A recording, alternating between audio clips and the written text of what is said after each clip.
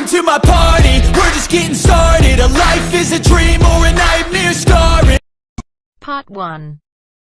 You are going to hear a conversation. First, you have some time to look at questions 1 to 7.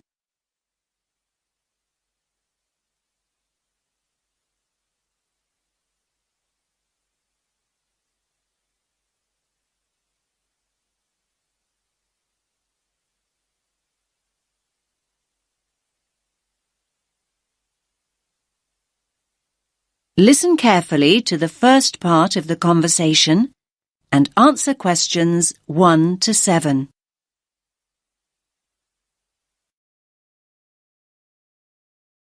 Rita speaking. What should I do for you? Oh, hi. I'd like to order some stationery. Could I know your name? Jackson Paris. Right. Can I just confirm your account number and the name of your company, Jackson? Sure. The number is 692411.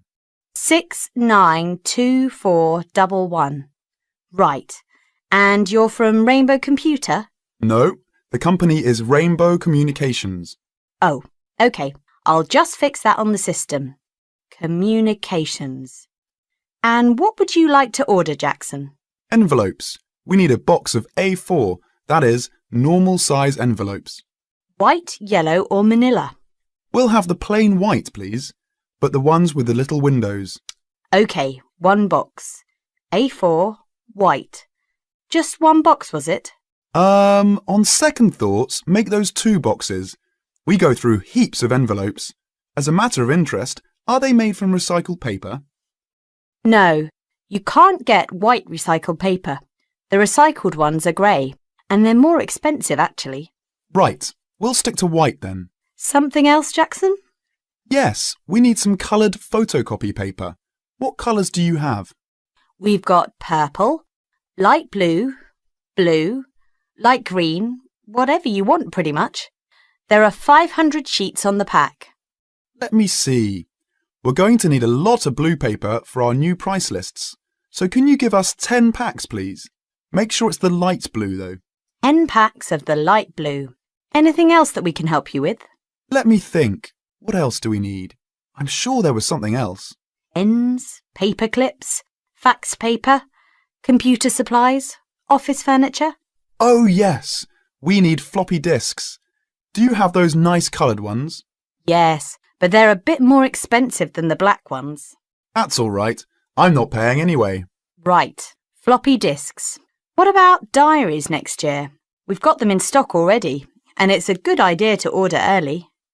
No, I think we're all right for diaries, but something we do need is one of those big wall calendars. You know, one that shows the whole year at a glance. Do you stock those? We certainly do. OK, can you include a wall calendar then, with the other stuff? Just make sure it's got the whole year on the one side. Sure. Now you have some time to look at questions 8 to 10.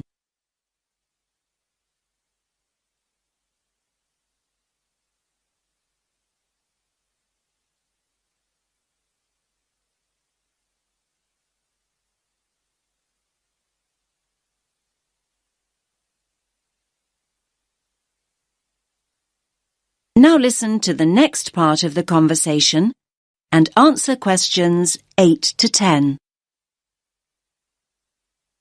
And do you have a copy of our new catalogue? No, I don't. But would you send one? Yes, I'll pop one in with the order. You'll find it a lot easier to remember what you need if you have our catalogue in front of you next time. Yes, good idea. And when can you deliver this? Should be with you tomorrow morning. Can you make sure that it's not after 11:30 a.m? Because we have to go out at 12. There's only myself here on Fridays. Fine. I'll make a note in the delivery docket that they should deliver before 11:30. Thanks very much. Thanks.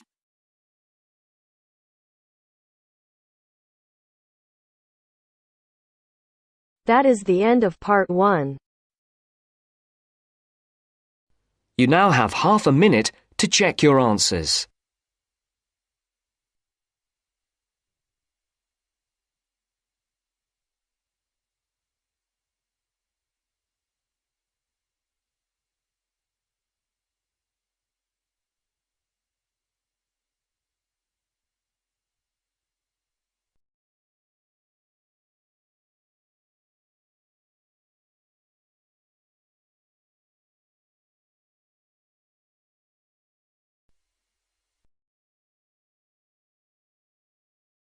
Now turns to Part 2. Part 2. You will hear a job interview. First, you have some time to look at questions 11 to 15.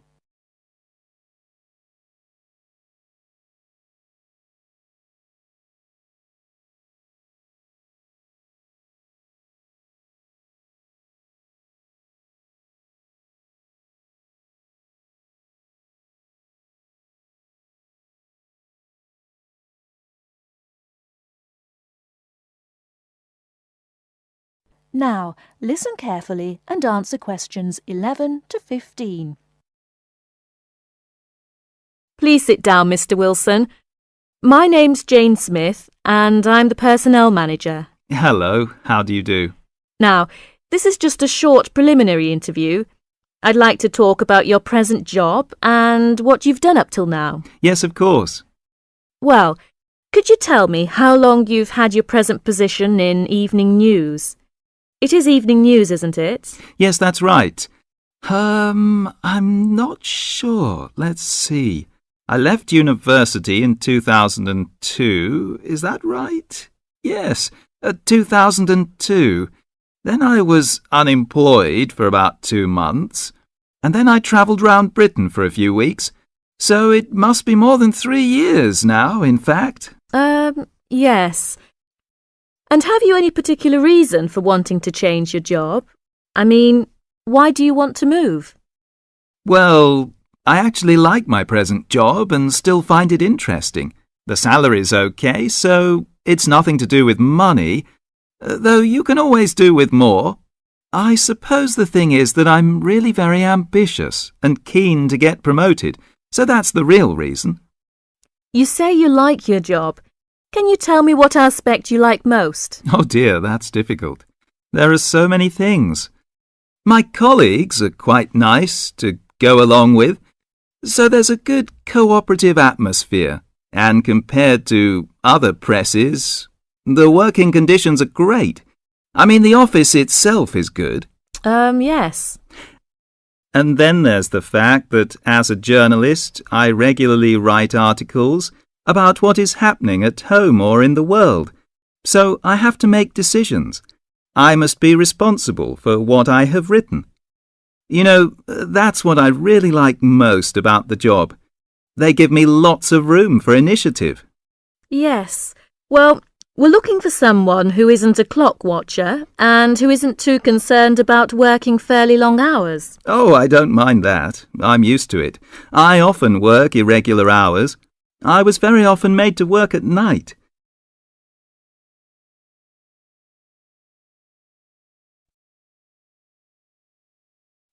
Before you hear the rest of the talk, you have some time to look at questions 16 to 20.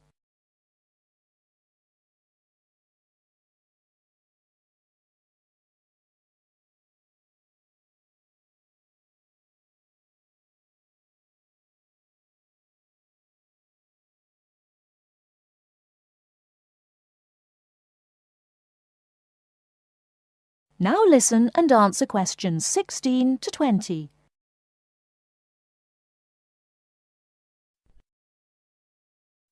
Hi, John. Are you nearly ready? Oh, no. I don't think I'm going to make it tonight. Why? I've got this assignment to finish for tomorrow. Well, maybe I can help. What do you have to do?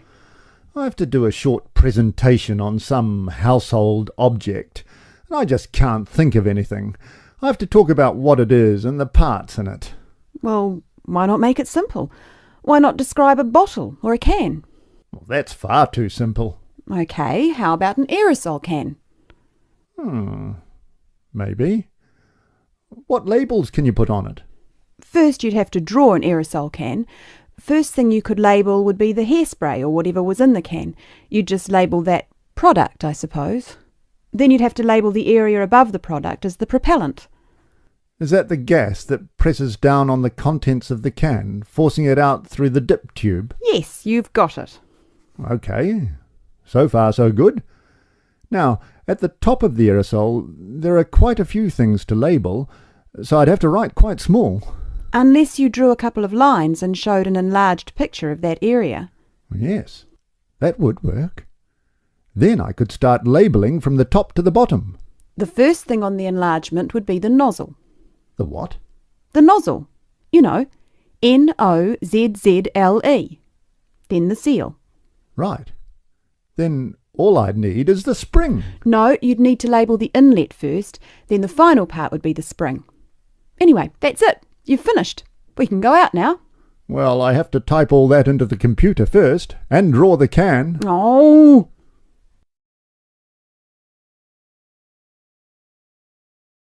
That is the end of part 2. You now have half a minute to check your answers.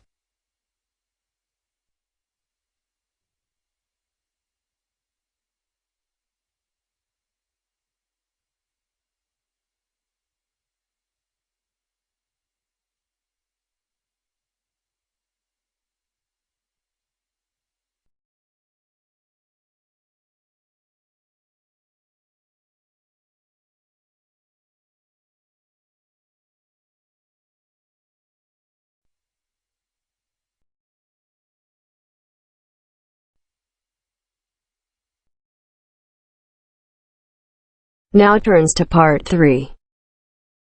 Part 3.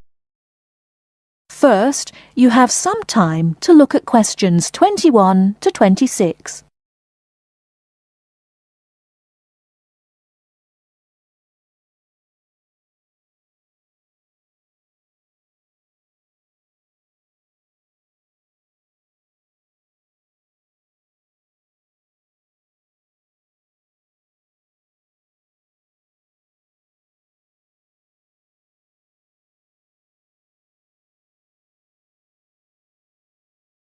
Now listen carefully and answer questions 21 to 26. Hello, my name is Emiliano. I am a student here and I'd like to rent a house for 6 months. Okay, well you have come to the right place. We specialise in short-term rental. First of all, I would like to get a few details from you. Can you give me your full name, please? Yes, it is Emiliano Nespla.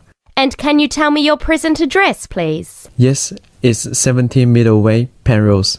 I'm living with a homestay family at the moment. That's great.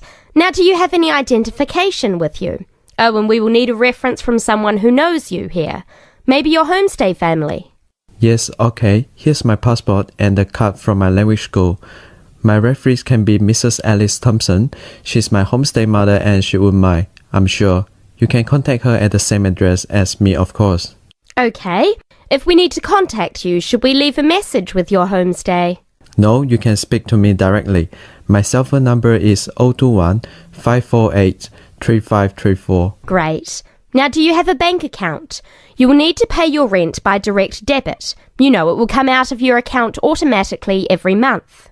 Okay, I don't have my bank account details with me now, but I can get them and bring them back later today. That's fine. Now, can you tell me what kind of house you are looking for? Do you want to rent by yourself? No, I'm looking for a 3-bedroom house. I want to rent with my 2 friends. I will bring them in to see you later today. Okay. And what areas are you interested in renting in? Well, here's a map. Can you see my school? I don't have a car, so I need to take some kind of public transport to school and I don't want to travel for more than 30 minutes each way. Do you think you have anything which is suitable? Yes, we do. Here is a list of available properties. I'll highlight the ones that could be of interest to you. Look at the map and go and have a look at the houses with your friends. Do you have a friend with a car? Yes, I do. Good. So go and look outside the houses. It will give you an idea of what the area is like. But remember, don't go into the garden or knock on the door. If you want to go in and have a look, let me know and we can arrange an appointment. Okay. Can you give me an idea of price? Yes. If you look at the list, you can see the weekly rent written next to the house address. Oh yes, I can see it now. Do I need to pay anything else? Yes, you need to pay a deposit which you will get back when you move out, and you have to pay a non-refundable agent fee which is equivalent to 1 week's rent. You will have to pay your bills when they come in every month too, of course. Okay, well, thank you very much for your help. What time should I come back with my friends and my bank details? How about 2:30 this afternoon? That sounds good. Thank you for your help. I'll see you later. Thanks for coming in. Goodbye.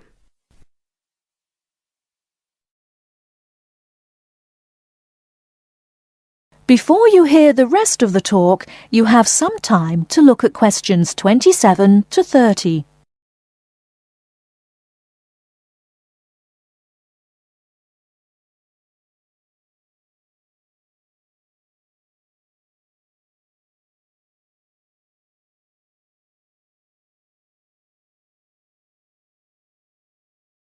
Now listen and answer questions 27 to 30.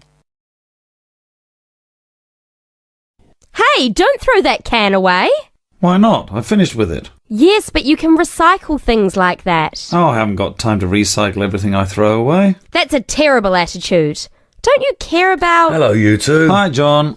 What are you arguing about? Oh, Sam says he doesn't have time to recycle. What do you think? Well, I agree that it can be difficult sometimes. Do you always recycle everything then, Mary? Yes, I think everyone should. I mean, look at the state of the planet. If we don't all start making an effort now, it could be too late. Well, one of the reasons I don't recycle as often as I should is that I don't really know where to go. There are no recycling facilities near me. Well, I know I said I haven't got time, but actually there is a bottle bank near the supermarket just up the road. So I suppose there are limited local facilities. So you can do your recycling outside the supermarket? Yes, but like I said, only limited. It's only a bottle bank. Well, I don't have a car, so it's very difficult for me, but I still do it. Sometimes a friend comes over and we take our recycling together, but not very often. So if your facilities are limited, then mine are very limited. Well, I suppose if you go to all that trouble, I might make more of an effort. Good. If it was up to me, I'd encourage more people to recycle. How? Well, how about some kind of incentive? A reward for anyone who makes an effort to recycle? That's a good idea. But if you think everyone should recycle, then why not penalise those who don't recycle instead of giving something to people that do? If there was a fine for anyone caught throwing recyclable materials in the rubbish, people would take more notice. Well, now you're going too far. Do you really want anyone going through your rubbish just to check if you're following the rules? No, I don't think fines are a good idea. Well, I think we should be doing something. Anyway, I have to go. I've got my social science class next. See you later. Yeah, see you later. Bye.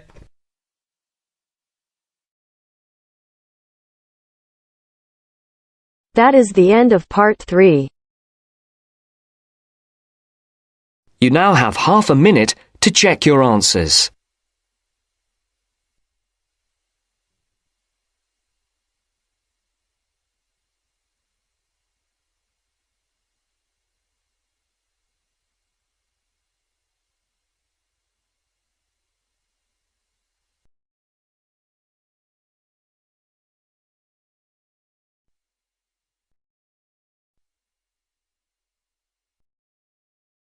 Now turns to part 4. Part 4. You will hear a lecturer talking about dust storms. First, you have some time to look at questions 31 to 36.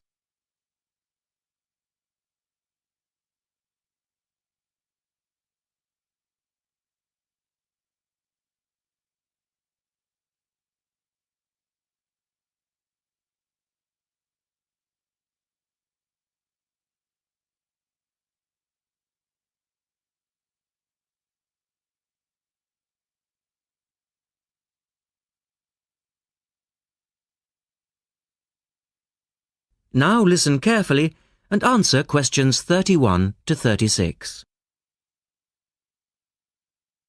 In the last lecture, we looked at the adverse effects of desert dust on global climate. Today, we're going to examine more closely what causes dust storms and what other effects they can have. As you know, dust storms have always been a feature of desert climates, but what we want to focus on today is the extent to which human activity is causing them. And it's this trend that I want to look at, because it has wide-ranging implications. So, what are these human activities?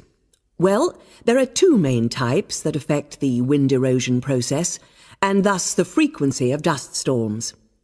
There are activities that break up naturally wind-resistant surfaces, such as off-road vehicle use and construction.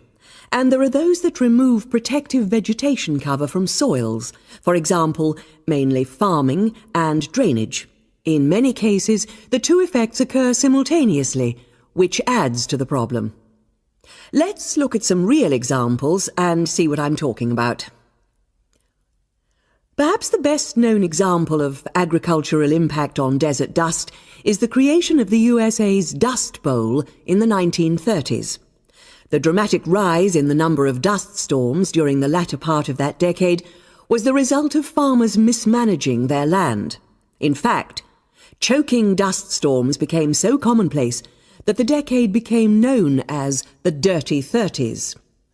Researchers observed a similar but more prolonged increase in dustiness in West Africa between the 1960s and the 1980s, when the frequency of the storms rose to 80 a year, and the dust was so thick that visibility was reduced to 1,000 meters. This was a hazard to pilots and road users. In places like Arizona, the most dangerous dust clouds are those generated by dry thunderstorms. Here, this type of storm is so common that the problem inspired officials to develop an alert system to warn people of oncoming thunderstorms. When this dust is deposited, it causes all sorts of problems for machine operators. It can penetrate the smallest nooks and crannies and play havoc with the way things operate, because most of the dust is made up of quartz, which is very hard. Another example. The concentration of dust originating from the Sahara has risen steadily since the mid-1960s. This increase in wind erosion has coincided with a prolonged drought, which has gripped the Sahara's southern fringe. Drought is commonly associated with an increase in dust-raising activity, but it's actually caused by low rainfall, which results in vegetation dying off. In the second part, the speaker talks about the drying up of the Aral Sea. Look at questions 37 to 40 and complete the flowchart.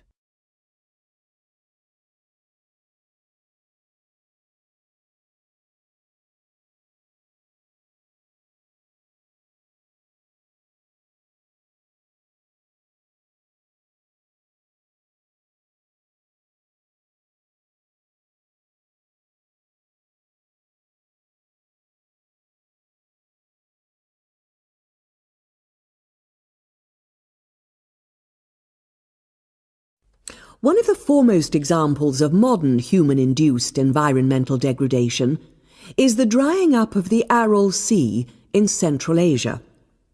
Its ecological demise dates from the 1950s, when intensive irrigation began in the then Central Asian republics of the USSR.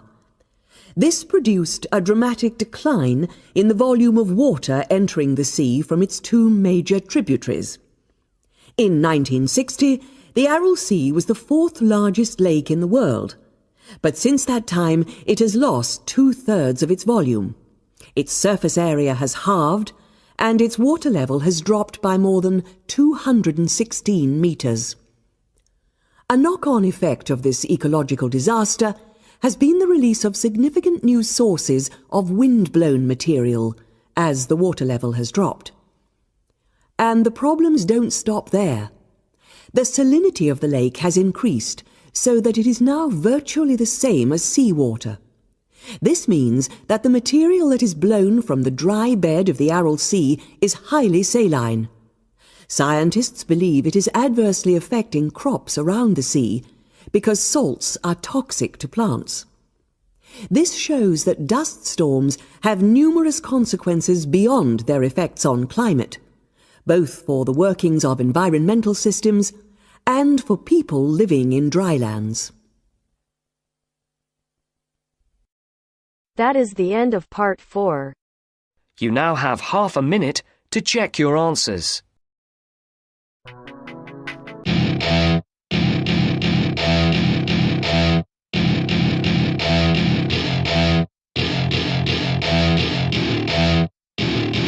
Welcome to my party, we're just getting started.